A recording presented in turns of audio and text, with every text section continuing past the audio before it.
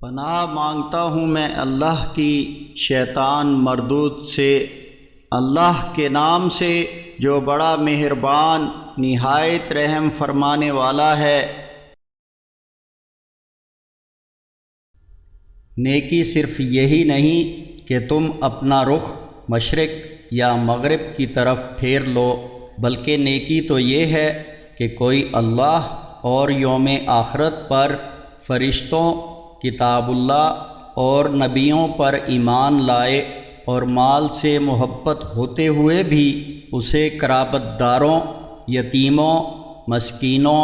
مسافروں، مانگنے والوں اور غلاموں کو آزاد کرنے پر خرچ کرے، اور صلاۃ قائم کرے، زکوٰۃ دے، اور عہد کر کے پورا کرنے والے، اور تنگی و پریشانی میں صبر کرنے والے، اور خصوصاً حالت جنگ میں، تو یہی لوگ دعوی ایمان میں سچے ہیں، اور یہی لوگ صحیح معنوں میں متقی ہیں۔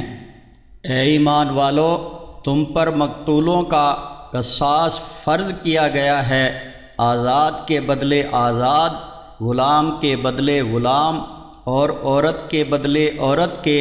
البتہ اگر کسی کو اس کے بھائی کی طرف سے کچھ معاف ہو جائے تو معروف طریقے سے اس کی پیروی ہو، اور احسان کے ساتھ دیت ادا کی جائے۔ یہ تمہارے رب کی طرف سے تخفیف ہے اور اس کی رحمت۔ پھر اس کے بعد بھی اگر کوئی زیادتی کرے گا تو اس کے لیے دردناک عذاب ہے۔ دانش مندو، قصاص میں ہی تمہارے لیے زندگی ہے تاکہ تم پرہیزگار بن جاؤ۔ تم پر یہ فرض کر دیا گیا ہے کہ اگر تم میں سے کسی کی موت کا وقت آ جائے اور وہ کچھ مال چھوڑے تو وہ اپنے والدین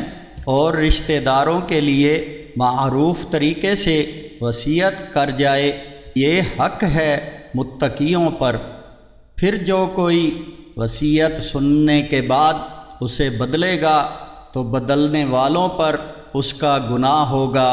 بلا شبہ اللہ بہت ہی سننے اور جاننے والا ہے۔ جو کوئی وصیت کرنے والے کی طرفداری یا گناہ سے ڈرا اور اس نے ان کے درمیان صلح کرا دی